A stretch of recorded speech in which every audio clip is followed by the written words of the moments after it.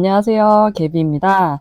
이번 영상에서는 2015년작 영화 취조, 비사란 아이를 다뤄볼게요. 편하게 보시고 여러분의 해석도 댓글로 알려주세요. 그럼 시작하겠습니다. 첫 번째 포인트는 실화 기반입니다. 이 영화의 원작은 인도의 삼륜 택시 운전사인 M. 찬드라 쿠마르라는 분이 1980년대 초에 본인이 직접 겪었던 억울한 수감과 고문 경험을 찍어낸 자전적 소설 락업입니다. 주인공들은 타밀나두주 출신인데 돈을 벌기 위해 타지인 안드라프라데시주로 넘어와 일하고 있던 이주 노동자들이었습니다. 정치적인 백은 당연히 없고 동네에 아는 사람도 없고 무엇보다 그 지역 언어인 텔루구어를 제대로 할 줄 모르는 완벽한 외부인이었죠. 경찰 입장에서는 위에서 고위층 집의 도난 사건을 빨리 해결하라고 압박은 내려오는데 만만한 희생양이 필요했던 겁니다. 그래서 사회적 안전망에서 가장 멀리 떨어져 있고 심지어 제대로 말도 안 통해서 자신을 변호할 수조차 없는 이 타지 사람들을 잡아들인 거죠. 이건 비단 옛날 인도만의 문제가 아닙니다. 현대 사회에서도 언어가 다르고 힘이 없는 이주민이나 불법 체류자들이 국가 시스템의 편의를 위해 얼마나 쉽게 범죄자로 조작될 수 있는지를 보여주는 섬뜩한 현실이기도 하죠. 이 실화가 폭로하는 가장 끔찍한 진실은 따로 있습니다. 영화 속 경찰들의 고문은 어떤 악당 개인의 사이코패스적인 일탈이 아닙니다. 오히려 조직 내부에서 너무나 자연스럽게 묵인되고 심지어 권장되는 일종의 업무 매뉴얼에 가깝습니다. 경찰에게 진짜 도둑이 누구인지는 중요하지 않습니다. 오직 누가 서류상 범인으로 적합한가만 중요할 뿐이죠. 그들은 실적을 채우기 위해 무고한 사람을 때리고 육체를 파괴해서 자백이라는 서류를 만들어냅니다. 즉 여기서의 고문은 진실을 밝히는 과정이 아니라 조작된 거짓말을 국가가 공인하는 서류로 뒤바꿔버리는 아주 기계적이고 행정적인 절차였던 겁니다.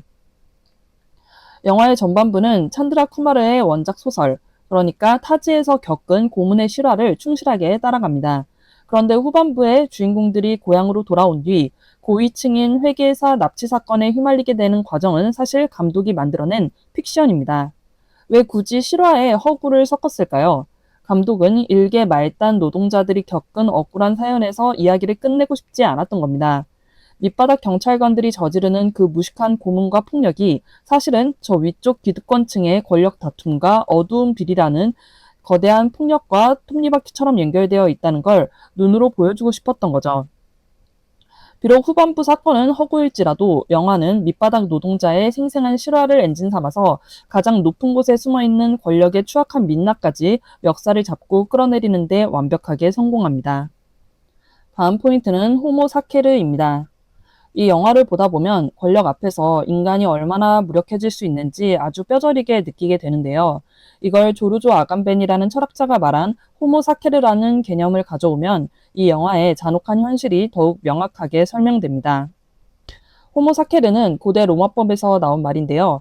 아주 무서운 뜻을 가지고 있습니다. 누구든 이 사람을 죽여도 살인죄로 처벌받지 않지만 그렇다고 신에게 바치는 성스러운 제물로 쓸 수도 없는 사람을 뜻합니다. 쉽게 말해서 국가나 법의 보호는 전혀 받지 못하면서 권력의 폭력 앞에는 완전히 발가 벗겨진 채 던져진 존재라는 겁니다. 정치적인 권리가 다 박탈되고 그냥 생물학적인 숨통만 붙어있는 상태를 말하죠. 영화 속 4명의 이주 노동자들을 볼까요? 주인공 판디와 친구들은 타지인 안드라프라데시주에서 일하고 있습니다. 그곳의 말도 제대로 할 줄 모르고 번듯한 집도 없어서 공원에서 잠을 잡니다. 사회의 정상적인 테두리 밖에 있는 사람들이죠. 경찰이 고위급 인사의 집을 턴 절도범으로 하필 이 4사람을 잡아 넣은 이유가 뭘까요? 이들이 범죄자처럼 생겨서가 아닙니다. 이 사람들은 소리 소문 없이 사라지거나 죽어버려도 사회적으로 아무도 신경 쓰지 않고 문제 제기도 안 할 배제된 사람들이기 때문입니다. 경찰 앞에서 이들은 인권을 가진 시민이 아니라 그냥 고통을 느끼는 고깃덩어리처럼 취급받게 됩니다.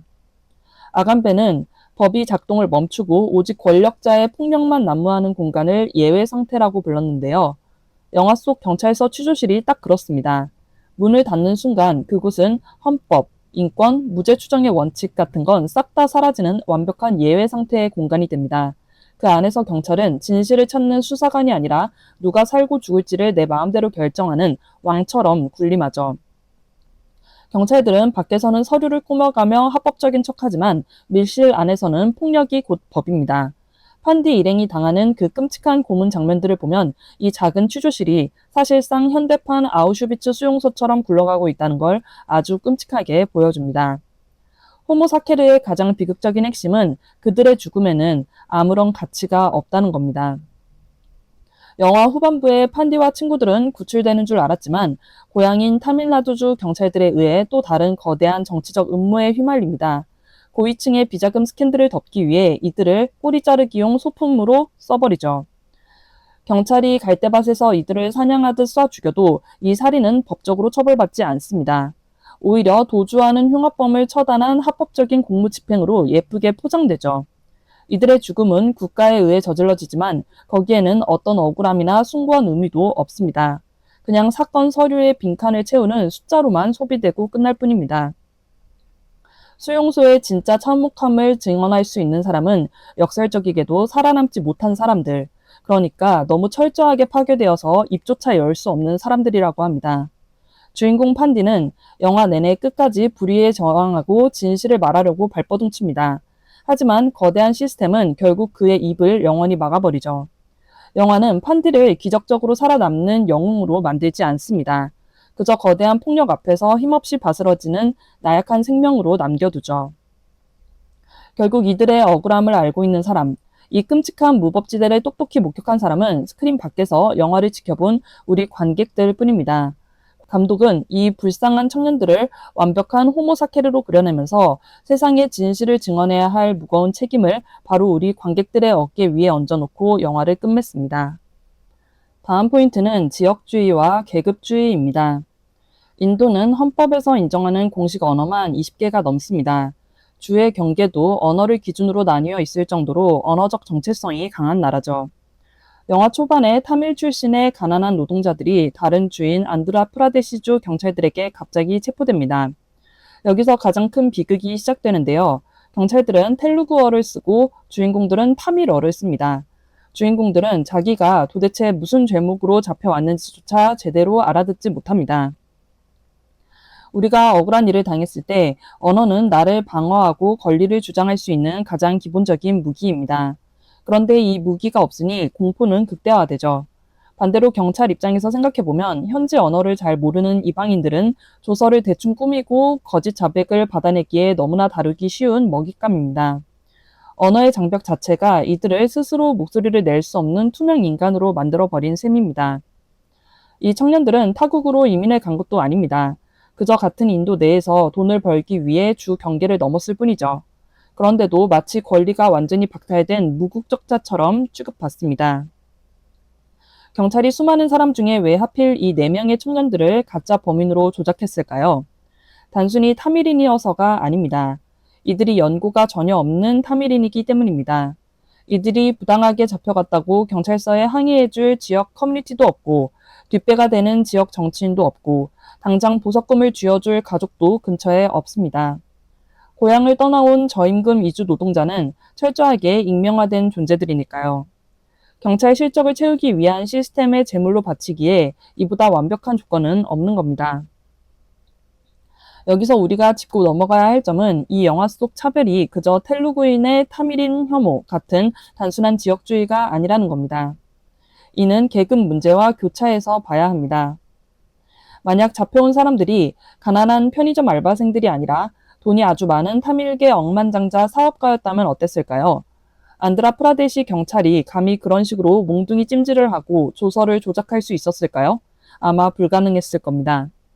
이들에게 가해진 끔찍한 폭력은 결국 말 안 통하는 타지인이라는 약점과 최하층 빈민이라는 계급적 약점이 하나로 합쳐졌을 때 국가 권력이 사람을 얼마나 값싸게 훼손하고 소비할 수 있는지를 적나라하게 보여주는 대목입니다. 영화를 보시면서 가장 절망감을 느끼셨을 부분은 중반 이후일 겁니다. 타지 경찰한테 고문받던 주인공들 앞에 고향인 타밀나두주 경찰 무투벨 일행이 등장하죠. 이때 주인공들도 관객들도 똑같이 기대하게 됩니다. 아, 드디어 말이 통하는 고향 사람들이 왔으니 우리를 살려주겠구나 하고 얄팍한 지역적 연대감에 기대를 걸죠. 하지만 결과는 어땠나요? 무투베리 속한 타밀나두 경찰은 안드라프라데시 경찰보다 훨씬 더 교활하고 정치적인 방식으로 주인공들을 철저히 착취하고 죽음으로 몰아넣습니다. 결국 영화는 묻고 있습니다. 같은 언어를 쓴다는 동질성, 같은 고향 사람이라는 끈끈함이 국가 시스템의 이익 앞에서는 얼마나 부질없는 것인지를요. 가장 믿었던 고향의 공권력에 의해 철저하게 배신당하고 사냥당하는 그 갈대밭의 결말은 하층민들에게는 인도 내의 그 어떤 주에도 그 어떤 언어권에도 안전한 피난처가 없다는 뼈아픈 진실을 전달합니다.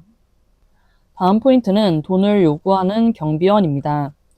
보통 인도의 범죄 영화나 스릴러를 보면 부패한 권력자라는 클리셰가 어김없이 등장합니다. 보통은 배가 불룩 나온 고위급 경찰 간부나 마피아와 손을 잡은 탐욕스러운 정치인으로 묘사되곤 하죠.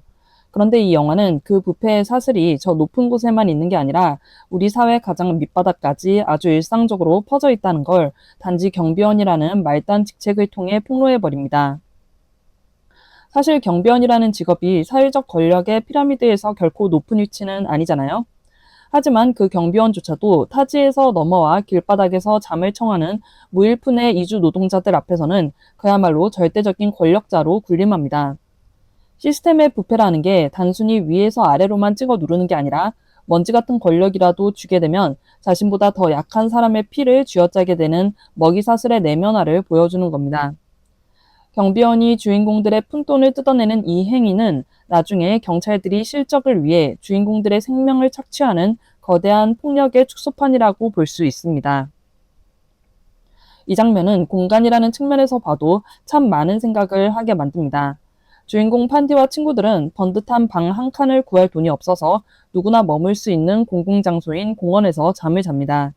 자본주의 사회에서 내 집이라는 사적 공간을 갖지 못한 사람들은 당연히 길거리나 공원 같은 공적 공간으로 밀려날 수밖에 없죠. 그런데 비극적인 건 이 공공 공간마저 가장 약한 사람들에게는 절대 무료가 아니라는 사실입니다.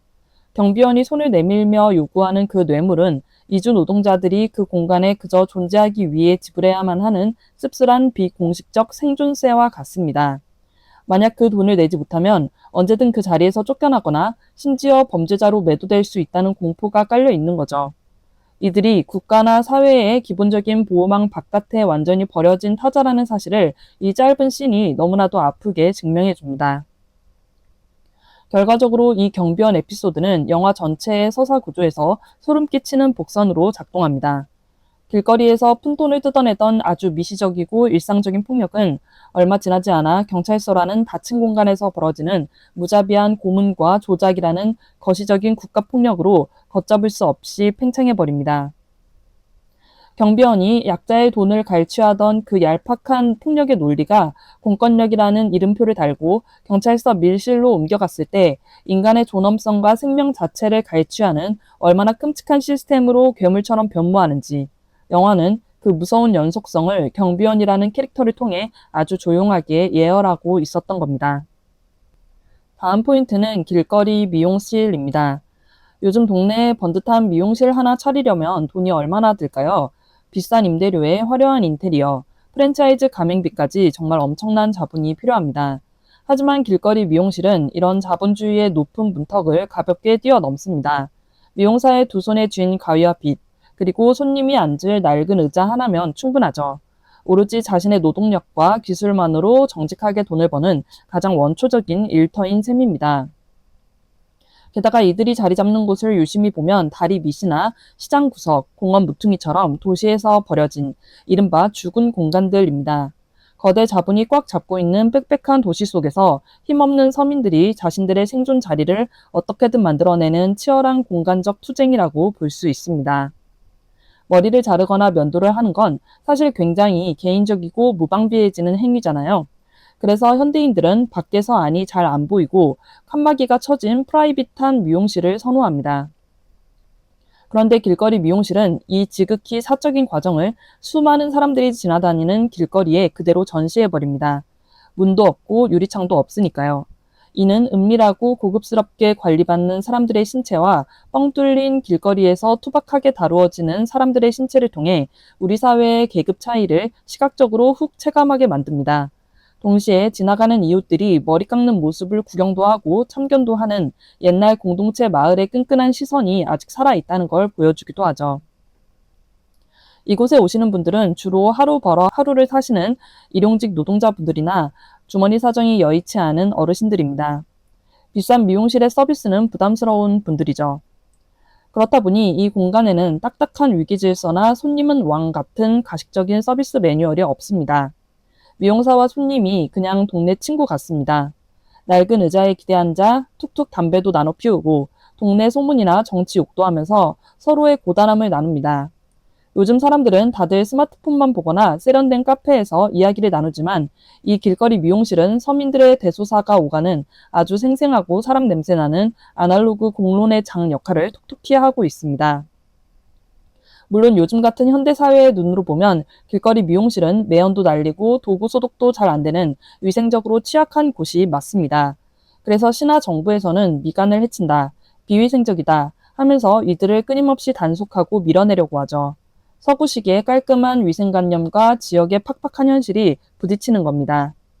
하지만 이곳을 찾는 분들에게 진짜 중요한 건 멸균실 같은 깨끗함이 아닐지도 모릅니다. 단돈 몇천 원에 덥수룩한 머리를 시원하게 깎아주고 뻐근하게 뭉친 어깨를 무심한 듯 툭툭 주물러주는 미용사의 거칠지만 따뜻한 손길이죠. 차갑고 규격화된 현대 미용실에서는 쉽게 느낄 수 없는 그 인간적인 위로가 이 길거리 미용실에는 아직 남아있는 겁니다. 다음 포인트는 강압적인 경찰법입니다. 인도 경찰의 기원은 영국의 식민 통치 시절에 만들어진 1861년 경찰법에 있습니다. 1857년에 세포의 항쟁이 일어났었죠. 이때 크게 데인 영국은 인도 사람들을 철저하게 억압하고 감시할 강력한 무력 집단이 필요해졌습니다. 그렇게 만들어진 게 바로 이 경찰법이에요. 그러니까 애초에 이 조직의 목적은 시민의 생명과 재산을 지키는 게 아니었습니다. 식민지 백성들을 통제하고 반란의 싹을 밟아버리기 위해 만들어진 합법적인 폭력 기구였던 거죠. 영화에서 안드라 프라데시 경찰들이 타밀 출신 노동자들을 마치 짐승처럼 패고 짓밟잖아요. 그 끔찍한 시선 밑바닥에는 피지배 계급을 마음대로 짓밟아도 된다고 생각했던 19세기 식민주의의 불운한 DNA가 그대로 흐르고 있는 겁니다. 그런데 정말 씁쓸한 건 1947년에 인도가 독립해서 민주주의 국가가 되었는데도 이 경찰 구조와 1861년 경찰법 체제는 거의 바뀌지 않았다는 겁니다. 영국 총독이 앉아있던 자리를 그저 인도 정치인과 고위 관료들이 대신 차지했을 뿐이에요. 그래서 인도 경찰은 지금도 여전히 지배 계급의 이익을 지키는 개인 군대처럼 움직입니다. 영화 후반부를 보면 타밀나두 경찰들이 부패한 정치인의 비자금 스캔들을 덮으려고 살인까지 서슴지 않죠. 법과 정의를 지키는 게 아니라 상부의 명령과 실세 정치인에게 무조건 복종하는 모습. 이게 바로 식민지 시절 강요됐던 상명하복의 잔재가 현대사회에서도 굳건하게 작동하고 있다는 끔찍한 증거입니다. 과거 식민지 시절 영국은 특정 유목민이나 하층 카스트를 아예 잠재적 범죄자로 찍어버리는 법을 만들기도 했습니다. 이런 차별적인 시선이 지금의 경찰 시스템에도 은연중에 깊이 박혀 있어요. 영화의 주인공인 판디와 친구들을 볼게요. 이들은 가난하고 집도 없고 심지어 그 동네 말인 텔루구어조차 제대로 할 줄 모르는 타 지역 출신의 이주 노동자들입니다. 경찰 입장에선 어떨까요? 잡아다 누명 씌워도 아무도 찾지 않고 항의할 사람도 없는 실적 채우기에 너무나도 완벽하고 만만한 먹잇감일 겁니다. 이들에게 가해지는 끔찍한 고문은 단순한 수사 과정이 아니에요. 권력을 가진 자들이 힘없는 최하층민에게 가하는 계급적인 린치가 21세기에도 반복되고 있는 겁니다. 이렇게 태생부터 권력을 지키기 위해 만들어진 조직이다 보니 이들은 민중에게 가하는 폭력에 대해 엄청난 면책 특권을 누려왔습니다. 영화 속 고문 장면을 보면 피가 튀고 뼈가 부러지는 야만적인 상황인데도 정작 경찰서 안에서는 이게 너무나도 일상적인 관료적 행정 업무처럼 취급됩니다. 서류를 꾸미고 사건을 빨리 종결짓기 위한 절차인 거죠. 상사가 정해준 기한을 맞추기 위해 경찰들은 아무런 감정 없이 몽둥이를 휘두릅니다. 시스템이 든든하게 지켜주니까 가해자들은 죄책감조차 느끼지 않고 문제가 생겨도 위에서 다 덮어줍니다. 합법이라는 이름으로 국가의 폭력을 허용해준 이 낡은 경찰법이 평범한 개인의 도덕성을 어떻게 완벽하게 마비시키는지를 이 영화가 정말 서늘할 정도로 잘 보여주는 대목입니다. 다음 포인트는 권력이 곧 진실을 정의한다입니다. 우리는 보통 진실이라고 하면 어딘가에 변하지 않고 객관적으로 존재하는 사실이라고 생각하잖아요. 그런데 철학자 미셸 푸코는 이렇게 말했습니다. 진실은 객관적인 게 아니라 그 시대의 권력이 만들어내고 인정하는 것이다. 즉, 힘 있는 자가 이게 진짜야 라고 하면 그게 진실이 된다는 거죠. 우리가 아는 일반적인 수사극에서는 경찰이 숨겨진 진짜 범인을 찾아내죠. 하지만 이 영화 속 안드라 프라데시주 경찰들에게 수사는 진실을 발견하는 과정이 아닙니다. 그냥 자기들에게 필요한 진실을 찍어내는 공정에 가깝습니다. 영화 초반의 경찰은 고위층 저택에서 벌어진 도난 사건을 빨리 덮어야 했습니다. 진짜 범인이 누구인지는 사실 별로 안 중요해요. 그저 무능함을 덮고 서류를 깔끔하게 마무리할 가짜 범인이 필요했을 뿐입니다. 그래서 타지에서 온 노동자이자 노숙자인 주인공 일행이 타깃이 됩니다. 뒤를 봐줄 권력도 돈도 없는 가장 완벽한 희생양이니까요. 경찰이 주인공들을 잡아다 놓고 잔혹하게 고문하고 때리잖아요. 이게 진짜 정보를 캐내려는 게 아닙니다. 견딜 수 없는 육체적 고통을 줘서 결국 경찰이 미리 써놓은 대본대로 주인공들이 자기 입으로 내가 훔쳤소 라고 말하게 만드는 겁니다. 억울한 약자가 고통에 굴복해서 거짓 자백을 하는 그 순간 경찰의 무자비한 폭력은 법정에서 쓰일 합법적인 진술서로, 즉 시스템이 인정하는 진실로 둔갑해버립니다. 영화 후반부로 가면 상황이 더 기가 막힙니다. 주인공들은 고향인 타밀나두주 경찰 무투벨 덕분에 겨우 풀려나죠. 그런데 이번에는 이들이 엄청난 정치 비자금 사건의 현장에 휘말리면서 진짜 핵심 진실을 아는 목격자가 되어버립니다. 타지 경찰 앞에서는 도둑이라는 가짜 진실을 강요받았던 이들이 고향 경찰 앞에서는 진짜 진실을 목격했다는 이유로 쫓기게 됩니다. 그들이 본 진실이 고위층의 목을 날려버릴 수 있는 위험한 것이었기 때문이죠. 그래서 권력은 이 진실을 영원히 덮어버리기 위해 주인공들을 사냥하기 시작합니다.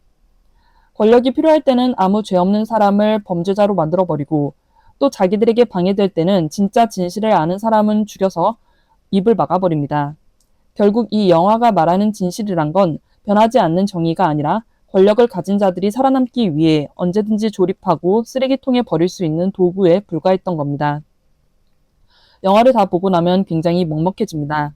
화려한 액션이나 영웅 없이 거대한 시스템과 권력이 어떻게 평범한 사람들의 삶과 진실을 짓밟고 자기들의 세상을 유지하는지를 너무나 차갑고 현실적으로 보여주기 때문이죠.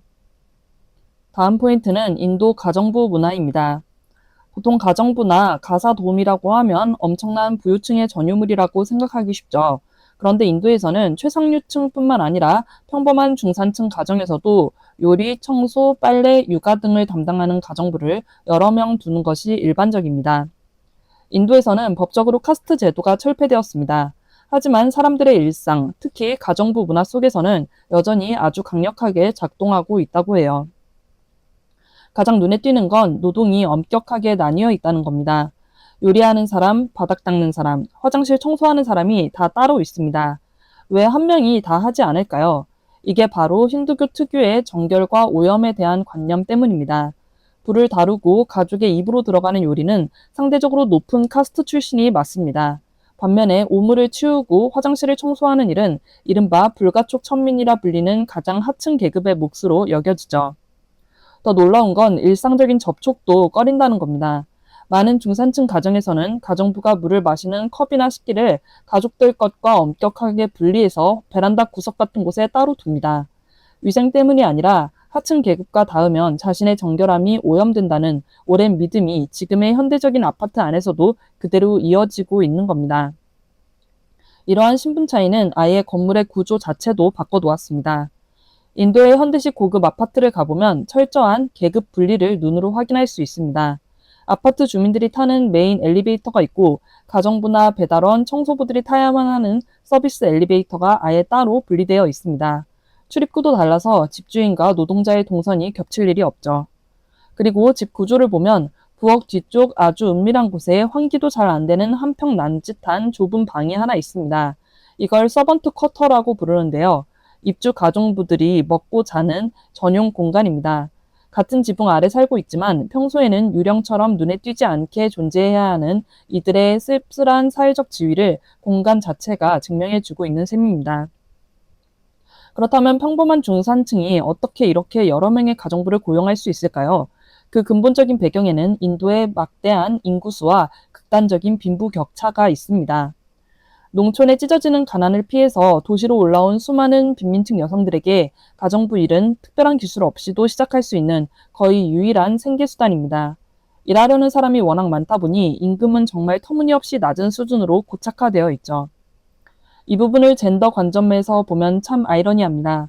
도시 중산층 여성들이 가사 노동에서 해방되어 사회에 진출하고 안락한 삶을 누릴 수 있는 건 역설적으로 그보다 더 가난한 극빈층 여성들의 값싼 노동력을 착취하고 있기 때문입니다. 도시로 온 입주 가정부들은 고용주의 아이를 지극정성으로 돌봅니다. 하지만 정작 자신의 진짜 아이들은 시골 고향에 둔 채 조부모에게 맡기거나 방치해야만 하죠. 돌봄 노동을 가장 밑바닥에서 지탱하고 있는 이들의 뼈아픈 모순입니다. 마지막으로 노동 인권에 대한 이야기를 빼놓을 수 없는데요.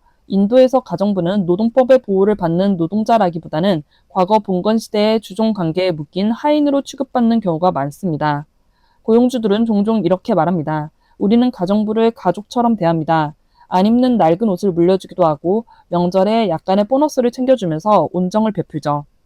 그런데 이 가족 같은 분위기가 오히려 독이 됩니다.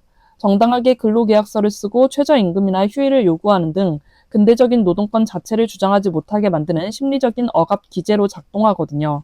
노동조합 같은 최소한의 보호막도 없기 때문에 고용주의 언어폭력이나 신체적 폭력, 심지어 성착취에 노출되어도 이들이 스스로를 구제할 방법은 사실상 거의 없습니다. 인도의 가정부 문화는 단순히 돈을 주고 노동력을 사는 1차원적인 거래가 아닙니다. 수천 년을 이어온 낡은 카스트적 위계 질서가 자본주의의 극단적인 양극화와 만나서 지금 우리가 사는 현대식 주거 공간 안에서 매일매일 재생산되고 있는 현장이죠. 다음 포인트는 LTT 반군입니다. 작중 검문 회상 장면에서 경찰이 LTT 반군이냐고 묻는 부분이 나옵니다. 이 LTT 반군이 어떤 단체인지 살펴볼게요. LTT의 정식 명칭은 타밀 엘람 해방 호랑이입니다. 1976년에 만들어져서 2009년에 괴멸하기까지 스리랑카에서 활동했던 무장 분리주의 반군 조직이죠. 그런데 이들을 그냥 뻔한 테러리스트나 실패한 반란군 정도로만 치부하기엔 그 탄생 배경이 참 안타깝습니다. 이야기는 영국의 식민 지배 시절로 거슬러 올라갑니다.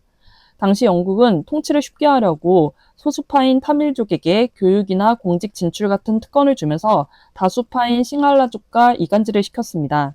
이른바 분할 통치 전략이었죠. 그런데 스리랑카가 독립을 하고 상황이 완전히 뒤집힙니다. 다수파인 싱할라족이 권력을 잡고는 1956년에 스리랑카 어만을 유일한 공식 언어로 지정해버립니다. 게다가 대학 입학에서도 타밀족을 노골적으로 차별하기 시작했죠.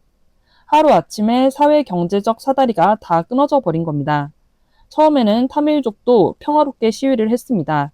하지만 국가가 폭동을 일으키고 경찰이 무자비하게 억압하자 기성세대의 온건한 방식에 절망해버린 청년들이 폭력을 유일한 해결책으로 선택하게 됩니다. 그렇게 탄생한 극단적인 무장단체가 바로 LTT입니다. 군사적인 면에서 보면 이들은 정말 전 세계 반군 역사에 남을 만큼 엄청난 수준이었습니다. 동네 게릴라 수준이 아니라 육군은 물론이고 바다를 누비는 해군, 심지어 경비행기를 띄우는 공군까지 갖춘 거의 정규군이었습니다. 그리고 이 조직을 전 세계에 가장 악명 높게 만든 건 바로 자살 폭탄 테러를 제도화했다는 점입니다. 보통 자살 테러라고 하면 정교적인 극단주의를 떠올리시잖아요. 하지만 LTTE의 정예부대인 블랙타이거는 정교가 아니라 철저하게 민족의 독립이라는 목표 하나만 보고 자살 테러를 감행했습니다. 이들은 심지어 스리랑카의 현직 대통령과 인도의 전직 총리까지 암살하면서 전 세계를 경악하게 만들었죠. 목적이 수단을 정당화한다는 이 극단적인 방식 때문에 이들은 결국 억압받는 자들의 해방군에서 국제사회가 외면하는 끔찍한 테러리스트로 전락하게 됩니다. 조직 내부를 들여다보면 사회적으로 아주 흥미롭고 모순적인 부분이 있습니다. 바로 수많은 여성 전투원들의 존재입니다. 원래 타밀 사회는 굉장히 보수적이고 가부장적이거든요. 그런데 LTTE는 수많은 여성들을 훈련시켜 최전선과 자살 폭탄 테러에 투입했습니다. 겉으로만 보면 여성들이 억압적인 가부장제에서 벗어나 민족 해방의 주체로 당당하게 나선 것처럼 보입니다. 하지만 학자들의 분석은 조금 다릅니다. 이는 진정한 성평등을 위해서가 아니라 끊임없는 전쟁으로 남성 전투원이 부족해지니까 어쩔 수 없이 여성들을 병력으로 동원한 것에 불과하다는 거죠. 실제로 이 여성들은 철저하게 남성 지도자의 절대적인 권위 아래 통제받았고 조직을 위한 순결과 헌신이라는 또 다른 형태의 억압을 감내해야 했습니다. 그렇다면 이 섬나라의 반군이 도대체 무슨 돈으로 비행기까지 샀을까요? 그 해답은 해외로 이주한 타밀 디아스포라에 있습니다. 1983년에 스리랑카에서 끔찍한 대학살이 벌어지면서 수십만 명의 타밀족이 캐나다, 유럽, 호주 등으로 도망쳤습니다. LTTE는 이 해외 이주민 사회에 거대한 징수 네트워크와 불법 무기 밀수망을 구축했어요. 고향을 떠났다는 죄책감, 남겨진 가족들에 대한 걱정 때문에 해외의 타밀린들은 수입의 일부를 꼬박꼬박 전쟁 세금으로 냈습니다. 때로는 반군의 협박도 있었고요. 현대의 지역 분쟁이 어떻게 글로벌 금융망을 타고 지구 반대편의 자금을 유지될 수 있는지를 보여주는 아주 충격적인 사례입니다. 하지만 이렇게 무소불위였던 LTTE도 결국 시대의 흐름을 이기지 못하고 몰락의 길을 걷습니다. 인도의 전 총리를 암살하면서 든든한 뒷배였던 인도 정부가 적으로 돌아서 버렸어요. 결정적으로 2001년 9.11 테러 이후에 전 세계가 테러와의 전쟁을 선포하면서 LTTE는 꼼짝없이 자금줄이 끊기고 국제적으로 완전히 고립되어 버립니다. 결국 2009년 스리랑카 정부군이 민간인 피해까지 불사하는 무자비한 초토화 작전을 밀어붙이면서 지도자가 사살되고 조직은 완전히 괴멸하게 됩니다. 지금 LTTE라는 반군은 역사 속으로 사라졌습니다. 하지만 군사적인 승리가 모든 걸 해결해주진 않았죠.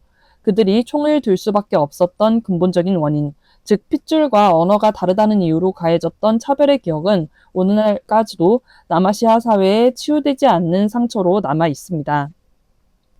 다음 포인트는 대나무 몽둥이입니다. 영화를 보다 보면 인도 경찰들이 들고 다니는 길고 단단한 대나무 몽둥이가 유독 눈에 띄실 겁니다. 인도에서는 이걸 라티라고 부르는데요. 이 평범해 보이는 몽둥이가 영화 속에서 그리고 인도 사회에서 어떤 씁쓸한 의미를 담고 있는지 살펴보겠습니다. 먼저 이 라티는 사실 영국 식민 통치 시대의 뼈아픈 유산입니다. 과거 영국이 인도의 그 엄청난 인구를 통제하고 시위를 진압하려고 총 대신 도입했던 무기거든요. 값도 싸고 사람을 위협하기 좋으니까요. 그런데 정말 비극적인 건 인도가 독립한 이후에도 인도 공권력이 식민지 시대의 이 폭력적인 방식을 그대로 가져와서 내면화했다는 겁니다. 영화 속에서 경찰들이 아무런 죄책감 없이 라티를 휘두르는 장면들을 보면 독립국가의 경찰 시스템이 자국민, 특히 힘없는 사람들을 통제할 때 여전히 과거 식민 지배자들의 방식을 쓰고 있다는 걸 보여주는 씁쓸한 지표라고 할 수 있습니다. 그럼 이 영화에서 그 몽둥이에 맞는 사람들은 누굴까요? 바로 사회의 최하층에 있는 타밀 출신의 이주 노동자들입니다. 인도 사회의 복잡한 카스트 제도나 빈부 격차를 생각해보면 이 라틴은 누가 누구를 때릴 수 있는가라는 권력의 위기 질서를 눈앞에서 가장 원초적으로 보여주는 도구입니다. 돈이 많거나 권력이 있는 사람들의 몸은 법과 제도의 보호를 받지만 보호막이 없는 하층민들의 몸은 경찰의 몽둥이질에 무방비로 노출되죠. 라티로 사람의 살갗을 찢는 행위 자체가 기득권층이 빈민들에게 너희의 비참한 사회적 위치는 여기다 라는 걸 신체적 고통으로 뼛속 깊이 새겨넣는 잔혹한 통제 의식처럼 작동하는 겁니다. 마지막으로 생각해 볼 점은 이 무기의 소재입니다. 총이나 전기 충격기 같은 첨단 고문 도구가 아니라 인도 주변에서 정말 흔하게 널려있는 대나무잖아요. 가장 자연스럽고 일상적인 식물이 국가 폭력의 가장 끔찍한 도구로 쓰인다는 것. 이건 이런 억압적인 폭력 시스템이 인도 사회 기저에 얼마나 일상적으로 깊숙하게 뿌리 내리고 있는지를 은유합니다. 첨단 기술 시대의 낡은 대나무 몽둥이가 여전히 공권력의 상징이라는 건 표면적인 근대화 이면에 켜켜이 쌓인 전 근대적인 야만성과 폭력이 여전히 인도 하층민들의 삶을 옥죄고 있다는 걸 시사하는 거죠. 다음 포인트는 억압의 시각화입니다. 이 영화를 보면서 우리가 왜 그렇게 숨이 턱턱 막히고 답답함을 느꼈는지 그 이유를 카메라 연출, 즉 프레이밍이라는 관점에서 한번 이야기해 볼까 합니다. 영화 전반부에 경찰서 유치장과 취조실이 나올 때 화면을 유심히 보면 감독이 일부러 화면을 넓게 보여주는 광각 렌즈를 안 씁니다. 대신에 숨막힐 정도로 인물들에게 바짝 다가가는 타이트샷이나 클로즈업만 계속 반복하죠. 주인공들은 주로 화면 가장자리에 웅크린 채로 구석에 몰려 있습니다. 마치 스크린의 내 모서리가 이들을 가두는 쇠창살처럼 느껴지죠. 이건 단순히 방이 좁아서가 아닙니다. 인도 사회의 굳건한 카스트 제도 속에서 이주 노동자이자 하층민인 이 사람들이 아무데도 갈 수 없는 처지라는 걸 시각적으로 보여주는 거예요. 화면의 좁은 테두리가 곧 이 사람들이 가진 인권과 사회적 권리의 한계선인 셈입니다. 여기에 조명까지 더해지면서 그 억압의 무게가 훨씬 무거워집니다. 취조실 안을 보면 햇빛 같은 자연광은 거의 차단되어 있어요. 오직 경찰서의 차갑고 건조한 인공 조명이나 시커먼 그림자뿐이죠. 경찰이 폭력을 휘두를 때 카메라는 가해자의 얼굴이나 전신을 잘 보여주지 않습니다. 대신 경찰봉, 군화, 곤봉을 쥔 손 같은 폭력의 도구들만 파편적으로 화면에 잡히죠. 반면에 매를 맞는 주인공들은 고통으로 일그러진 얼굴이나 상처투성이의 몸이 화면을 꽉 채우도록 클로즈업 됩니다. 이게 무슨 의미일까요? 국가 권력은 얼굴조차 없는 거대하고 무감각한 기계처럼 묘사하고 피해자들은 그저 고통받는 생물학적인 고깃덩어리처럼 깎아내려서 보여주는 겁니다. 폭력적인 권력의 시선을 카메라 워크로 그대로 구현한 거죠. 이 영화 카메라 연출이 가진 가장 잔혹한 미학은 사실 후반부에 있습니다. 주인공들이 드디어 그 좁은 유치장을 벗어나 야외로 나가게 되잖아요. 그런데 물리적으로는 분명 탁 트인 바뀐데도 시각적인 답답함은 전혀 풀리지가 않습니다. 밴을 타고 이동할 때나 마지막 갈대밭을 헤맬 때 카메라는 정신없이 흔들리고 갈대나 좁은 차창 같은 것들이 계속 화면을 빽빽하게 가로막습니다. 밖으로 나왔음에도 화면이 계속 답답한 이 연출은 아주 씁쓸한 메시지를 던집니다. 이 하층민들에게는 인도라는 국가 전체가 그냥 하나의 거대한 수용소일 뿐이라는 겁니다. 이들을 가두고 있는 진짜 감옥은 물리적인 콘크리트 벽이 아니라 국가 권력이라는 보이지 않는 테두리라는 걸 절망적으로 암시하는 거죠. 다음 포인트는 자기적인 현장 검증입니다.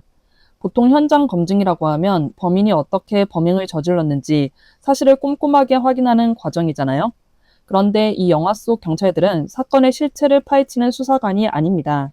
마치 한 편의 조악한 연극을 찍는 삼류 감독처럼 행동하죠. 경찰이 억울하게 잡혀온 피해자들에게 여기서 봐라, 이렇게 움직여라 하면서 구체적인 동선과 대사까지 다 지시를 내립니다. 이건 국가 공권력이 숨겨진 진실을 찾아내는 게 아니라 그저 자기들 사건 해결 실적을 채우기 위해 입맛대로 진실을 만들어내고 있다는 걸 아주 적나라하게 보여줍니다. 혹독한 고문에 지칠 대로 지친 노동자들은 당장 살기 위해서 경찰이 쓴 각본대로 움직이는 꼭두각시, 즉 슬픈 배우가 되어버리죠. 이 억지스러운 연극은 진짜 진실이 뭔지에는 아무런 관심이 없고 오직 조서상으로 앞뒤만 딱딱 맞는 그럴듯한 이야기를 완성하는 데만 미쳐있는 부패한 사법 체계를 꼬집고 있습니다. 그리고 이 현장 검증 장면에서 가장 무섭고 섬뜩한 도구가 하나 등장하는데요. 바로 경찰이 들고 찍는 카메라입니다. 우리가 보통 수사 과정에서 카메라를 쓴다고 하면 혹시 모를 인권 침해를 막고 객관적인 증거를 남기기 위한 안전장치라고 생각하잖아요. 그런데 이 영화에서 카메라는 완전히 반대로 쓰입니다. 철저하게 경찰이 통제한 앵글 안에서 거짓을 진짜 사실로 영원히 박제해버리는 폭력적인 무기로 전락해버리거든요. 철학자 장 보드리아르가 말한 시뮬라크르라는 유명한 개념이 있습니다. 원본이 없는 가짜 복제물을 뜻하는데요. 이 경찰 카메라에 찍힌 영상이 딱 그렇습니다. 진짜 범죄 사건이라는 원본은 없는데 강압에 의해 가짜로 연기한 복제물 영상만 남는 거죠. 나중에 법정 같은 깐깐한 관료 집단 앞에서는 이렇게 조작된 렌즈 속 영상이 진짜 현실보다 더 완벽한 법적인 진실로 인정을 받게 될 겁니다.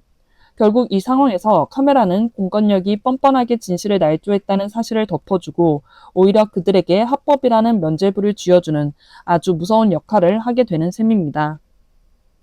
다음 포인트는 철저한 사회적 약자, 경찰서 청소 요구입니다. 타지에서 주인공들이 고문당할 때 우리는 그게 단순히 말이 안 통하는 외지인이라서 당하는 차별이라고 생각하기 쉽습니다. 그래서 고향 경찰서로 왔을 때 관객이나 주인공 모두 아, 이제 드디어 법의 테두리 안에서 보호를 받겠구나 하고 안도하게 되죠. 하지만 현실은 냉혹했습니다. 경찰들은 이들을 시민으로 대우하는 대신 곧바로 허드렛 일을 시킵니다.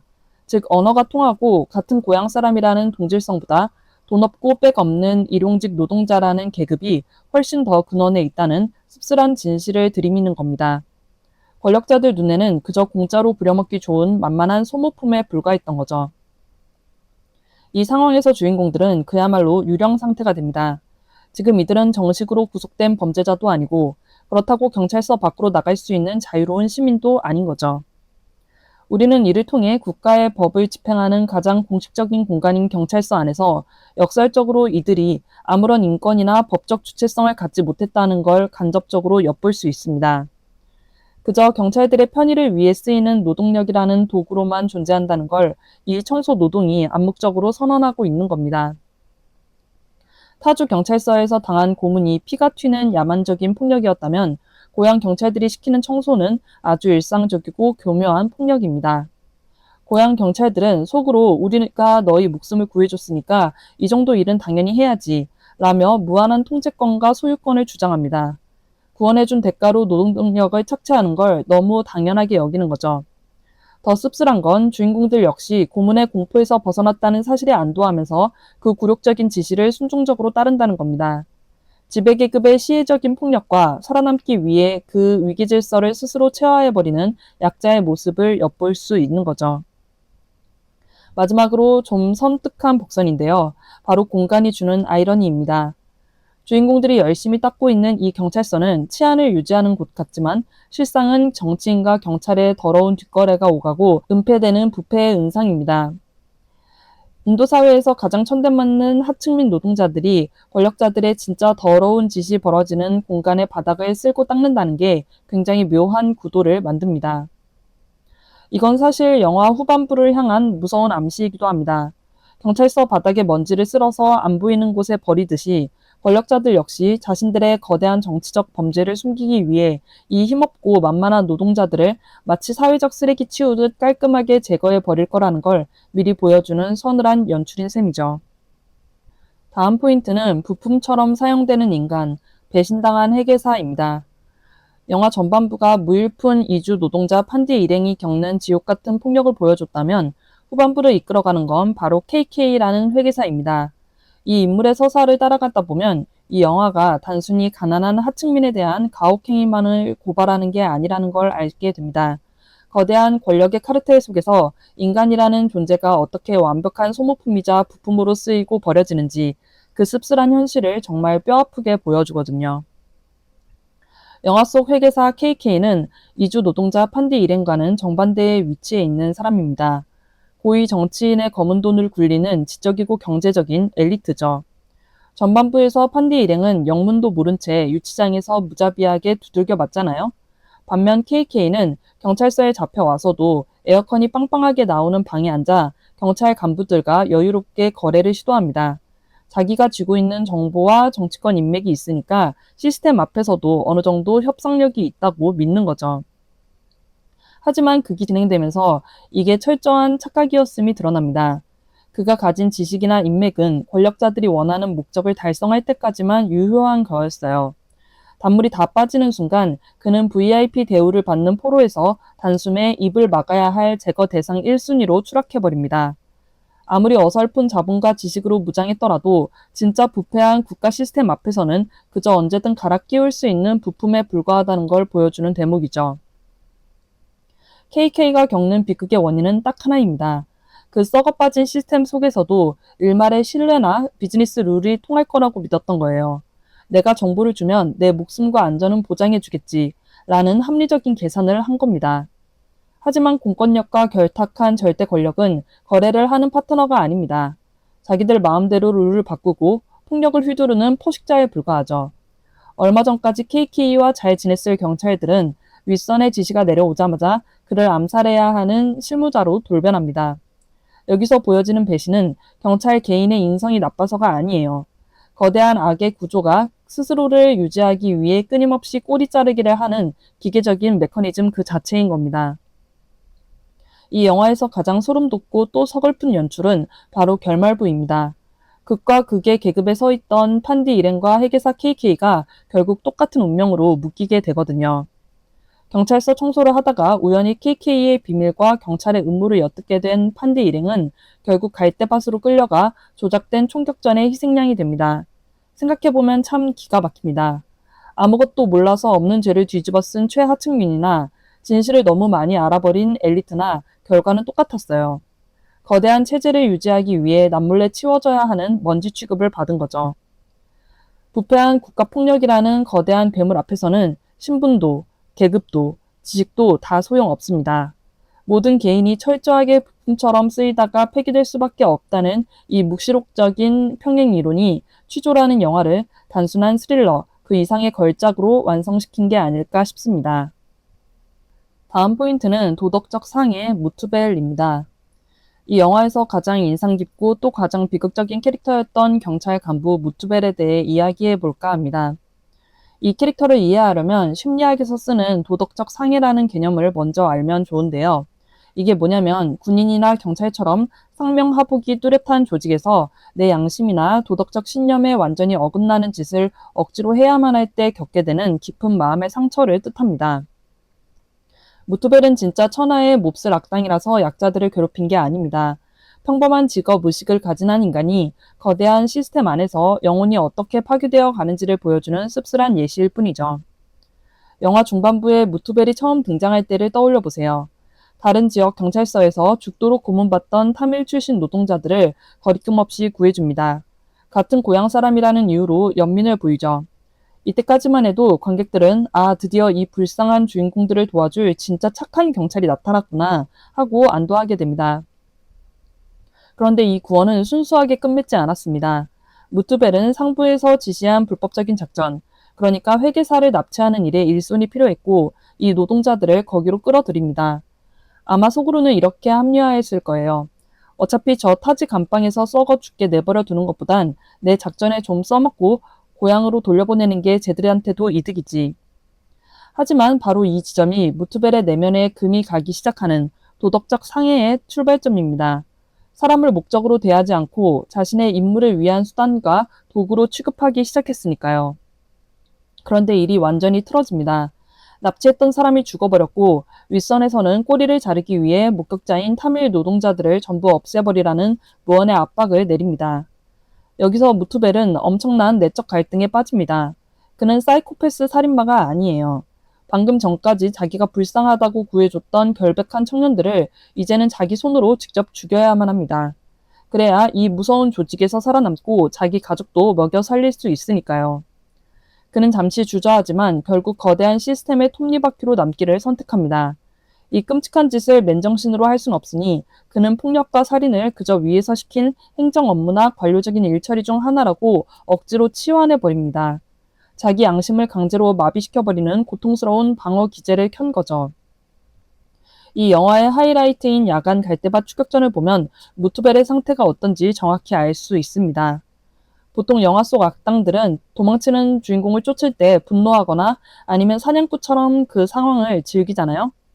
그런데 이 장면에서 무투벨의 얼굴을 보면 그런 쾌감이나 악의가 전혀 없습니다.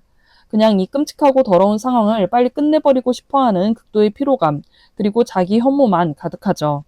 억눌러왔던 도덕적 상해가 골마 터져서 완전히 파국을 맞이한 겁니다.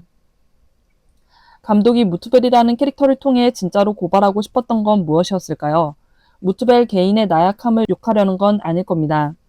일말의 양심을 가지고 있던 평범한 인간을 밤의 갈대밭에서 사람을 사냥하는 처형인으로 만들어버린 국가 공권력과 부패한 경찰 시스템 자체가 진짜 병원균이라는 걸 말하고 싶었던 거죠. 부패한 시스템은 유지되기 위해서 제일 밑바닥 약자들의 육체를 착취하고 동시에 무투벨 같은 중간 관리자들의 영혼을 짓밟고 파괴합니다. 무투벨은 분명 씻을 수 없는 악행을 저지른 가해자지만 동시에 그 시스템에 의해 철저하게 망가진 또 다른 의미의 피해자이기도 한 셈이죠. 다음 포인트는 자살로 위장되는 살인입니다. 영화 후반부를 보면 경찰들이 자신들의 치부나 실수를 덮기 위해서 무고한 주인공들을 갈대밭에서 사냥하듯 죽이고 이걸 자살이나 도주 중 사고로 위장해버리잖아요. 보면서 정말 끔찍하셨을 텐데 사실 이건 단순한 영화적 상상력이 아닙니다. 인도 사회에 깊숙이 뿌리내린 공권력의 폭력성, 그중에서도 구금 중 사망과 가짜 조우전이라는 참혹한 현실을 그대로 고발하고 있는 장면이거든요. 먼저 구금 중 사망에 대해 이야기해 볼게요. 말 그대로 경찰서에 잡혀가서 조사받다가 죽는 겁니다. 인도에서는 조사 과정에서 경찰의 고문이나 가혹행위로 용의자가 사망하는 일이 정말 빈번하게 일어난다고 해요. 인권단체들 기록을 보면 매년 수백 명이 구치소에서 죽어나가는데 정작 유죄 판결을 받는 경찰은 극소수입니다. 어떻게 그게 가능할까요? 경찰들이 고문으로 죽은 시신을 아주 교묘하게 위장하기 때문입니다. 제일 흔한 변명이 화장실에서 스스로 목을 맸다, 자해를 했다, 아니면 도망치다가 사고가 났다는 식이에요. 더 무서운 건 부검을 하는 의사나 지역의 하급 법원마저도 결국 거대한 국가 권력의 카르텔로 묶여 있다는 겁니다. 그래서 경찰이 대충 작성한 자살 조서가 너무나도 쉽게 통과되어 버리죠. 영화 속에서 무트벨 일당이 시신 위치를 바꾸고 흔적을 조작하는 장면을 보면 이 끔찍한 죽음의 은폐 과정이 그들에게는 얼마나 일상적인 행정 업무인지 알 수 있습니다. 또 다른 연관된 개념은 인도 특유의 용어인 엔카운터 위장입니다. 원래는 경찰과 범죄자 사이의 총격전을 뜻하는 말인데요. 실제로는 경찰이 용의자를 임의로 끌고 가서 먼저 처형해 놓고 나중에 서류에는 용의자가 먼저 총을 쏴서 어쩔 수 없이 정당 방위로 사살했다라고 꾸미는 초법적인 살인 행위를 말합니다. 그런데 여기서 아주 씁쓸한 아이러니가 발생합니다. 인도의 사법 시스템이 너무 부패하고 판결까지 수십 년이 걸리다 보니까 대중들이 오히려 이런 경찰의 직결 처형을 환호하고 지지하는 기형적인 현상이 생겨난 거예요. 법보다 주먹이 가깝고 확실하니까요. 부패한 권력자들은 대중의 이런 심리를 아주 악랄하게 이용합니다. 껄끄러운 정치적 반대파나 자신들의 비리를 본 목격자들을 조용히 처리할 때 바로 이 엔카운터나 자살 위장을 써먹는 거죠. 영화 마지막에 주인공들이 갈대밭에서 경찰들에게 쫓기며 처형당하는 시퀀스가 바로 이 과정을 아주 적나라하게 보여준 겁니다. 결국 영화 취조에서 보여주는 자살로 위장된 살인은 국가가 개인의 목숨을 뺏는 걸 넘어서 이 사람이 어떻게 죽었는가에 대한 서사마저 완벽하게 독점하고 있다는 걸 보여줍니다. 진실을 밝혀야 할 경찰이 오히려 진실을 가장 완벽한 영구 미제로 덮어버리는 현실인 거죠. 인도는 겉으로는 세계 최대의 민주주의 국가를 자랑하지만 그 밑바닥에는 여전히 신분제적인 억압과 통제받지 않는 야만적인 공권력이 돌아가고 있다는 것. 이 영화는 그 뼈아픈 사회적 단면을 소름돋게 그려낸 명작입니다. 다음 포인트는 결말 흑백 장면입니다. 영화 내내 주인공들이 흘리는 붉은 피와 땀, 그리고 끔찍한 고통들을 아주 생생한 컬러로 지켜보셨을 텐데요. 그런데 왜 경찰들이 이들을 무참히 사살하고 사건을 조작하는 마지막 순간에 영화는 갑자기 색채를 싹 빼버렸을까요? 여기에는 영화적 허구를 넘어선 서늘하고 깊은 의미들이 숨어 있는 걸로 보입니다. 이 흑백 연출이 어떤 의미를 가지는지 천천히 풀어보겠습니다. 첫 번째로 화면에서 색이 사라진다는 건 주인공들이 가졌던 인간으로서의 정체성이 완전히 거세당했다는 걸 시각적으로 보여주는 겁니다. 컬러 화면일 때 이들은 감정을 느끼고 살고 싶어 발버둥치는 생생한 인간이었습니다. 하지만 조작된 현장에서 죽음을 맞이하는 순간 색이 사라지죠. 이는 이들이 더 이상 고유한 삶을 가진 사람이 아니라 그저 부패한 경찰들의 사건 보고서에 기록될 건조한 흑백의 텍스트 혹은 하나의 통계 수치로 전락해 버렸다는 걸 의미합니다. 권력에 의해서 힘없는 개인의 억울한 사연이 영원히 지워지는 과정을 이렇게 흑백 이미지로 씁쓸하게 표현한 거죠. 두 번째는 감정을 차단하는 효과입니다. 일반적인 영화라면 이런 억울한 죽음 앞에서 슬픈 음악을 깔고 붉은 피를 강조해서 관객의 분노나 슬픔을 쥐어짜냈을 겁니다. 하지만 이 영화는 반대로 색을 없애서 마치 객관적인 다큐멘터리를 보는 것처럼 아주 건조하게 만들어버립니다. 색이 없으니까 붉은 피가 주는 즉각적인 공포나 자극도 사라지죠. 그 탈색된 화면 속에서 경찰들이 시체를 앞에 두고 태연하게 알리바이를 맞추고 사건 현장을 조작합니다. 그 모습이 너무나 기계적이고 일상적이라서 오히려 더 소름 돋습니다. 국가 시스템이 힘없는 사람의 피를 보면서도 아무런 죄책감이나 도덕적 동요를 느끼지 못하는 그 마비된 상태를 우리에게 고스란히 전달하는 연출입니다. 세 번째로 눈여겨볼 부분은 극단적인 빛과 어둠의 대비입니다. 흑백 화면이 되면서 경찰들의 손전등이나 자동차 헤드라이트 불빛이 엄청 도드라지게 보이죠. 보통 영화에서 빛은 진실을 밝히거나 희망을 상징하잖아요. 그런데 여기서는 정반대입니다. 그 인공적인 빛은 진실을 비추는 게 아니라 철저하게 경찰들이 자신의 거짓말을 꾸며내고 은폐하는 데 사용되는 권력의 도구일 뿐입니다. 반대로 억울하게 희생당한 약자들은 그 빛을 받지 못하고 칠흑 같은 어둠 속으로 완전히 먹혀 들어갑니다. 빛과 어둠이라는 아주 고전적인 상징을 비틀어서 빛을 쥔 공권력이 오히려 어둠과 폭력을 만들어내는 부조리한 현실을 뼈아프게 꼬집은 겁니다. 마지막으로 서사의 끝을 흑백으로 처리한 건 이 끔찍한 이야기가 스크린 안에서 끝나는 게 아니라는 걸 말해줍니다. 이 영화는 찬드라 쿠마르라는 실제 생존자의 자전적 소설을 바탕으로 만들어진 실화 바탕의 영화입니다. 그래서 이 마지막 흑백 장면은 일종의 장례식 같은 느낌을 줍니다. 지금 이 순간에도 인도 전역에서 국가 폭력에 의해 이름 없이 죽어가는 수많은 하층민들을 기리는 영정사진 같은 역할인 셈이죠. 관객들은 이 색바랜 화면을 보면서 영화적인 카타르시스나 환상에서 강제로 빠져나와 우리가 살고 있는 차가운 현실을 온몸으로 마주하게 됩니다. 다음 포인트는 시끄러운 폭력과 조용한 살해입니다. 영화 전반부 안드라 프라데시주 경찰서에 갇힌 주인공들이 겪는 폭력은 그야말로 귀를 찢을 듯이 시끄럽습니다. 대나무 몽둥이로 사람을 때리는 파열음, 경찰들이 윽박 지르는 고함, 그리고 영문도 모른 채 두들겨 맞는 타밀 이주 노동자들의 처절한 비명과 울음소리가 좁은 경찰서를 꽉 채웁니다. 정말 날 것 그대로의 짐승 같은 폭력이죠. 이 말단 경찰들이 이렇게 시끄럽게 사람을 패는 이유는 단순합니다. 위에서 실적 압박은 내려오는데 진짜 범인 찾기는 귀찮으니까 제일 만만한 타지 빈민들을 잡아다 놓고 서류상의 자백을 만들어내기 위한 육체 노동을 하는 거예요. 그런데 참 역설적이게도 이 시끄러운 공간에서 주인공들이 낼 수 있는 비명은 그들이 아직은 살아있다는 걸 증명하는 생명의 소리이기도 합니다. 그러다 후반부로 넘어가면서 분위기가 싹 바뀝니다. 주인공들이 경찰 간부인 무투벨의 도움을 받아 고향인 타밀나두주로 돌아오게 되죠. 지옥 같던 유치장을 벗어나니까 우리 관객들도 아 이제 좀 살았구나 하고 안도하게 됩니다. 소음도 잦아들고요. 하지만 진짜 무서운 건 여기서부터입니다. 폭력은 훨씬 더 치밀하고 조용한 살해로 진화됩니다.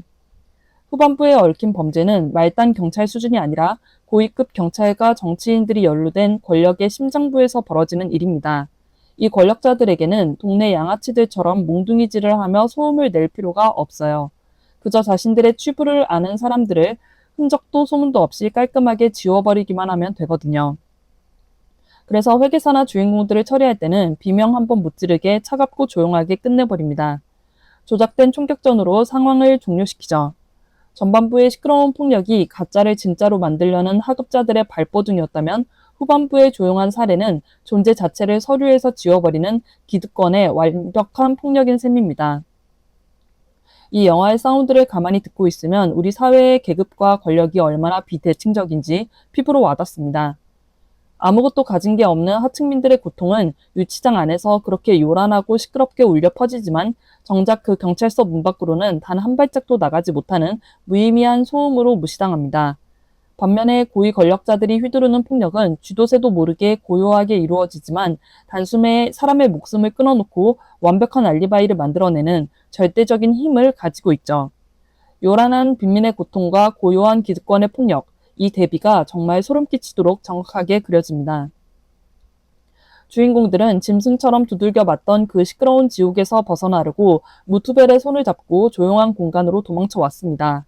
하지만 영화는 우리가 안도했던 그 조용한 공간이 사실은 어떠한 저항도 작은 비명조차 허락되지 않는 완벽한 도살장이었음을 차갑게 보여줍니다. 물리적으로 피 터지게 싸우는 원초적인 폭력보다 아무 소리 없이 서류 한 장과 총알 한 발로 인간을 쓰레기처럼 폐기 처분하는 거대한 시스템의 조용한 폭력이 훨씬 더 잔혹하다는 걸 뼈저리게 느끼게 해주는 대목입니다. 다음 포인트는 악의 평범성입니다. 혹시 악의 평범성이라는 말 들어보셨나요? 철학자 한나 아렌트가 나치 전범이었던 아이 히만의 재판을 보면서 만든 유명한 개념이죠. 엄청난 악행은 사이코패스 같은 괴물이 아니라 그저 자기 직업에 충실하고 아무 생각 없이 명령을 따르는 평범한 사람들에 의해 저질러진다는 뜻인데요. 이 영화는 악의 평범성이라는 개념을 정말 서늘할 정도로 완벽하게 보여줍니다. 보통 영화에서 누군가를 고문하거나 괴롭히는 악당들은 남이 고통받는 걸 즐기거나 아니면 개인적인 원한이 있잖아요. 그런데 이 영화 속 경찰들은 다릅니다. 이들에게 폭력은 그저 관료주의적인 시스템 안에서 실적을 채우기 위한 일종의 행정 절차일 뿐이에요. 경찰 조직은 위에서부터 빨리 강도 사건 해결해라 라는 압박을 받습니다. 여기서 경찰들에게 진짜 범인이 누구인지는 별로 중요하지 않아요. 그저 누군가가 자백을 해서 서류상으로 사건을 깔끔하게 종결시키는 것만이 중요하죠. 그래서 그들은 사회적 안전망이 전혀 없는 만만한 타지역 출신 하층민들, 즉 우리 주인공들을 잡아들여서 서류의 빈칸을 채울 소모품으로 써먹습니다. 경찰이 몽둥이를 휘두르는 모습을 보면 화가 나 있다기보다는 마치 공장에서 부품 조립하듯이 기계적이고 무감각해요. 국가기구 안에서 폭력이 어떻게 평범한 일상 업무처럼 변해버리는지를 끔찍하게 보여주는 대목입니다. 한나 아렌트가 말한 악의 평범성의 핵심은 타인의 고통에 공감하지 못하는 사유의 불능, 즉 생각하지 않는 것에 있습니다. 영화 속 하급 경찰들은 자신들의 폭력이 무고한 사람의 인생을 어떻게 망가뜨리는지 스스로 질문하지 않아요. 상관이 까라고 하면 까는 거죠. 그 명령이 도덕적으로 맞는지 틀린지 고민하는 순간 조직에서 살아남기 힘들어지니까요. 심지어 영화 후반부에 등장해서 주인공들을 도와줄 것 같았던 같은 고향 경찰들조차 결국엔 상부의 이익과 본인의 진급을 위해서 주인공들을 무참하게 사냥하는 데 앞장섭니다. 거대한 권력 시스템 안에서 개인의 양심은 스위치가 꺼져버리고 오직 명령에 대한 순응만이 살아남는 방법이 된 겁니다. 영화를 끝까지 보신 분들은 아시겠지만 이 영화에는 진짜 영화적인 의미의 악당이 없습니다. 그냥 진급을 걱정하는 간부, 실적 압박에 시달리는 수사관, 시키는 대로 하는 말단 경찰관들 같은 성실한 사람들만 있을 뿐이죠.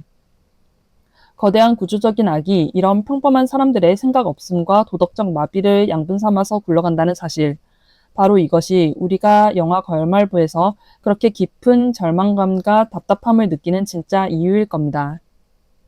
다음 포인트는 엔카운터 살인입니다. 인도 영화나 국제 뉴스를 조금 관심 있게 보신 분들이라면 엔카운터라는 단어를 한 번쯤 들어보셨을 겁니다. 원래 이 단어는 영어로 조우하다, 우연히 만나다 라는 뜻이잖아요. 그런데 인도 사회에서 이 단어는 아주 섬뜩한 고유 명사로 쓰입니다. 바로 경찰이 저지르는 초법적 살인을 뜻하거든요.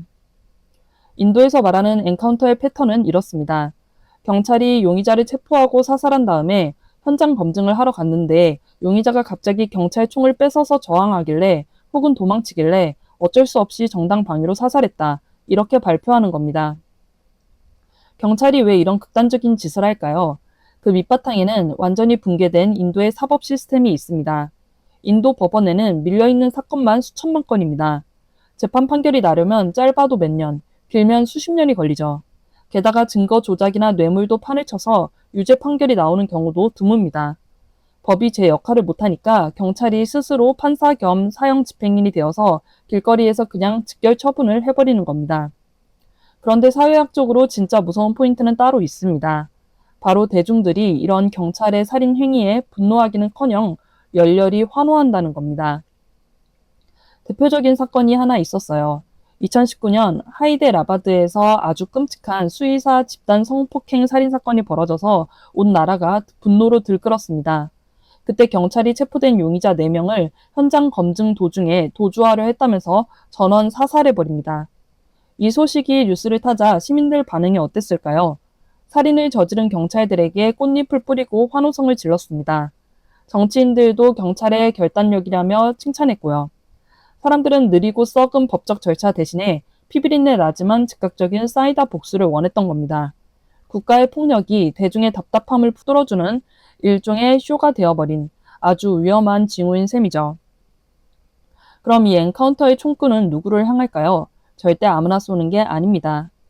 인권단체들의 통계를 보면 이렇게 가짜로 꾸며진 엔카운터의 희생자 압도적 다수는 불가초 천민, 무슬림, 원주민, 그리고 영화 취조의 주인공들처럼 돈 벌러 타지에서 온 가난한 일용직 노동자들입니다. 돈도 없고 도와줄 인맥도 변호사를 부를 힘도 없는 철저한 사회적 약자들만 골라 죽입니다. 경찰 입장에서는 윗선에서 내려온 미제 사건 실적을 채우거나 험악해진 여론을 빨리 잠재워야 할 때 이 사람들을 잡아다 누명을 씌워 죽여버려도 사회적으로 아무런 반발이 안 일어나거든요. 이건 범죄에 대한 처벌이 아니라 인도의 고질적인 계급주의와 소수자 혐오가 섞여서 만들어진 합법적인 약자 사냥입니다. 게다가 이 엔카운터는 영화 후반부에 나오는 것처럼 썩은 정치인들이나 고위 관료들이 껄끄러운 사람이나 목격자를 영원히 조용하게 만들 때 쓰는 아주 깔끔한 청부살인 도구로 쓰이기도 합니다. 제일 기가 막힌 건 이런 짓을 저지른 경찰들이 받는 대우입니다. 사람을 마음대로 쏴 죽였는데 처벌을 받기는커녕 형식적인 조사만 받고 정당 방위로 풀려납니다. 오히려 엔카운터 스페셜리스트라는 멋들어진 별명을 얻고 훈장과 특징까지 받아요.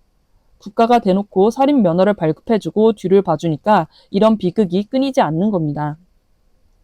정리해보겠습니다. 인도의 엔카운터 살인은 단순히 질 나쁜 경찰 몇 명의 일탈이 아닙니다. 기능을 잃은 사법부, 복수에 목마른 대중들, 철저하게 약자를 짓밟는 계급구조, 그리고 이걸 통치 수단으로 써먹는 정치 권력이 다 같이 얽혀서 만들어낸 괴물 같은 현상입니다. 다음 포인트는 프란츠 카프카 소송입니다. 혹시 프란츠 카프카의 유명한 소설 소송 읽어보신 분 계신가요? 이 영화를 보다 보면 카프카가 100여 년 전에 썼던 그 기묘하고 답답한 소설 속 세계가 21세기 인도 사회에서 어떻게 현실의 공포로 똑같이 벌어지고 있는지를 소름 돋게 느낄 수 있습니다. 카프카의 소설이 관료제의 폭력성을 약간 초현실적인 우화처럼 그렸다면 이 영화는 그게 가장 힘없는 이주 노동자들에게 얼마나 끔찍한 현실로 다가오는지를 날 것 그대로 보여주거든요. 이 두 작품이 어떻게 닮아 있는지 한번 짚어보겠습니다. 먼저 소송의 주인공 요제프 K를 보면 어느 날 아침에 갑자기 체포를 당합니다. 그런데 자기가 무슨 죄를 지었는지, 자기를 벌하려는 그 법이라는 게 대체 뭔지 끝까지 알지 못해요. 권력이라는 게 이 사람한테는 해독이 불가능한 외국어 같은 거였죠. 영화 취조는 이 비유를 아예 진짜 언어의 장벽으로 바꿔버립니다. 타밀나두주 출신인 주인공들은 돈을 벌러 타지에 갔다가 텔루구어를 쓰는 안드라 프라데시주 경찰들에게 갑자기 체포됩니다. 경찰들이 막 때리면서 뭐라고 묻는데 제대로 의사소통이 되지 않으니 답답할 뿐이죠. 소설 속 주인공이 느꼈던 그 권력 앞에서의 절대적인 무력감이 영화에서는 이주 노동자가 겪는 현실적인 소통의 단절로 숨막히게 그려집니다. 카프카의 소설 원 제목이 독일어로 데어 프로제스, 즉 과정이라는 뜻인데요. 소설 속 법원은 이 사람이 진짜 죄가 있는지 없는지 진실을 밝히는 데는 아무 관련이 없습니다. 그냥 피고인이 끝없는 법적 절차 안에서 고통받고 결국 순응하게 만드는 그 과정 자체가 목적인 곳이죠. 영화 속 경찰 조직도 소름 돋을 정도로 똑같습니다. 경찰들에게 이 노동자 4명이 진짜 강도질을 했는지는 1도 중요하지 않습니다. 그냥 위에서 사건 빨리 종결해라 라고 실적 압박이 내려오니까 서류를 채워 넣을 만한 만만한 희생양이 필요했던 것 뿐이에요. 영화 내내 나오는 끔찍한 구타 장면들도 사실은 자백을 받아내려는 수사가 아니라 그냥 죄 없는 사람을 범죄자로 뚝딱 만들어내기 위한 기계적인 행정 처리 과정에 불과합니다. 진실은 쏙 빠진 채 서류상의 합법성만 챙기는 국가 시스템의 부조리가 두 작품을 관통하고 있는 거죠. 소송에 나오는 판사나 관리들을 보면 사람 냄새가 전혀 안 납니다. 그냥 거대한 시스템의 말단 부품처럼 움직이죠. 취조 역시 이런 관료제의 무서움을 인도 경찰들의 위기 질서를 통해 잘 보여줍니다. 주인공들을 고문하는 말단 경찰들을 보면 무슨 피도 눈물도 없는 사이코패스 악당들이 아니에요. 그냥 위에서 시키니까 까라면 까고 실적 스트레스 받는 평범한 직장인들로 나옵니다. 중반부에 주인공들을 구해주는 것처럼 보였던 같은 고향 출신 경찰 무트벨조차도 결국은 고위층의 비자금 사건을 덮기 위한 시스템의 도구였을 뿐이죠. 이 거대한 톱니바퀴 속에서 힘없는 사람들은 존엄성을 가진 인간이 아니라 그냥 서류 빈칸을 채우는 숫자나 언제든 쓰고 버릴 수 있는 사물 취급을 받게 됩니다. 마지막으로 이 두 작품의 가장 씁쓸한 공통점은 결말에 있습니다. 소설 소송의 마지막 장면에서 주인공 요제프 K는 최석장으로 끌려가 처형을 당하는데요. 이때 남기는 마지막 대사가 개갓꾼입니다. 거대한 국가 폭력 앞에서 최소한의 인간적인 존엄성마저 다 뺏기고 짐승처럼 죽어가는 절망을 표현한 거죠. 영화 취조의 결말도 이와 매우 비슷합니다. 우여곡절 끝에 풀려나는 줄 알았던 주인공들은 더 큰 정치적 음모에 휘말리게 되고 결국 캄캄한 갈대밭에서 경찰들의 총구에 쫓기다 무참하게 사살당합니다. 재판을 받을 기회는커녕 내가 왜 여기서 죽어야 하는지 이유조차 듣지 못하고 어두운 공간에서 들짐승처럼 사냥당하죠. 카프카가 글로 썼던 그 개와 같은 죽음을 영화가 사실적이고 참혹하게 영상으로 재현해낸 느낌입니다. 다음 포인트는 영화사적 분석입니다. 먼저 이 영화의 스타일이 어디서 왔는지 살펴볼게요. 가장 뼈대가 되는 건 1940년대 이탈리아 네오리얼리즘과 중남미의 제3영화 사조입니다. 화려한 세트장이나 유명 배우 대신 진짜 밑바닥 하층민들의 삶을 날 것 그대로 카메라에 담아내는 방식이죠. 실제로 이 영화는 억울하게 감옥에 갔던 한 오토바이 운전수의 자전적 소설을 바탕으로 만들어졌어요. 이주 노동자들이 언어가 통하지 않아서 겪는 서러움과 국가의 폭력을 마치 다큐멘터리처럼 사실적으로 보여주죠. 여기에 70년대 유럽 정치 스릴러 영화들의 건조한 연출 방식도 가져왔습니다. 보통 사람이 고문을 당하고 억울하게 자백을 강요받는 장면이면 서정적인 음악을 깔고 감정을 쥐어짤 법도 하잖아요. 그런데 이 영화는 그런 걸 다 배제해버립니다. 경찰들이 밀실에서 사람을 때리고 조작된 자백을 받아내는 과정을 마치 매일 하는 행정 업무나 서류 작업을 하듯이 무덤덤하게 보여줍니다. 이게 오히려 관객에겐 더 소름 끼치게 다가오죠. 시각적으로도 좁고 답답한 유치장 안에서 카메라를 들고 찍는 핸드헬드 기법을 많이 썼어요. 덕분에 우리는 스크린 너머로 인물들이 흘리는 땀방울이나 숨막히는 공포를 현장에서 바로 옆에 있는 것처럼 생생하게 느끼게 됩니다. 그럼 이 충격적인 영화가 개봉된 뒤 인도 영화계는 어떻게 변했을까요? 가장 큰 변화는 경찰을 그리는 방식이 달라졌다는 겁니다. 원래 인도 영화에서 경찰은 보통 초법적인 힘을 쓰는 정의의 사도로 그려지는 게 국룰이었습니다. 유명한 신감 시리즈처럼요. 하지만 취조는 이런 경찰의 낭만화에 사망 선고를 내렸습니다. 공권력이 사실은 얼마나 부패하고 폭력적인 시스템인지 민낯을 까발린 거죠. 이 영화가 평단과 관객 모두에게 찬사를 받은 이후 인도 영화계에서는 하층민에 대한 경찰 폭력과 카스트 제도의 억압을 정면으로 비판하는 영화들이 쏟아져 나오기 시작했습니다. 나중에 화제가 되었던 자이빔이나 아티클 15 같은 명작들이 바로 이 취조가 닦아놓은 시스템 고발 리얼리즘의 길을 따라간 훌륭한 후배들이라고 할 수 있습니다. 또 이 영화는 남인도 영화, 특히 타밀 뉴웨이브가 국제 무대에서도 통한다는 걸 증명했습니다. 베니스 영화제에서 상을 받고 아카데미 시상식 인도 대표로 출품되면서 후배 감독들이 주류 자본의 투자를 받으면서도 카스트 제도의 폭력성이나 불가촉 천민들의 이야기를 눈치 보지 않고 맘껏 스크린에 펼칠 수 있는 든든한 발판이 되어주었죠. 결정적으로 전 세계 사람들이 인도 영화는 그냥 발리우드식 춤과 노래가 전부가 아니구나 라고 깨닫게 만들었습니다. 북인도의 화려한 판타지 너머에 남인도 특유의 거칠고 치열한 사회적 리얼리즘 영화들이 있다는 걸 널리 알린 아주 중요한 계기가 되었습니다. 정리해보자면 영화 취조는 과거 유럽 리얼리즘 영화들의 유산을 인도 특유의 억압적인 계급 문제와 섞어서 자신만의 독보적인 스타일로 만들어낸 똑똑한 영화입니다. 이 영화가 던진 묵직하고 서늘한 돌직구는 오늘날 인도 영화계가 사회적 모순과 폭력을 대할 때 가져야 할 윤리적인 태도를 만들어내는 데 지대한 영향을 미친 걸로 보입니다. 이번 분석은 여기까지입니다. 끝까지 들어주셔서 정말 감사합니다. 그럼 다음 영상에서 또 봐요.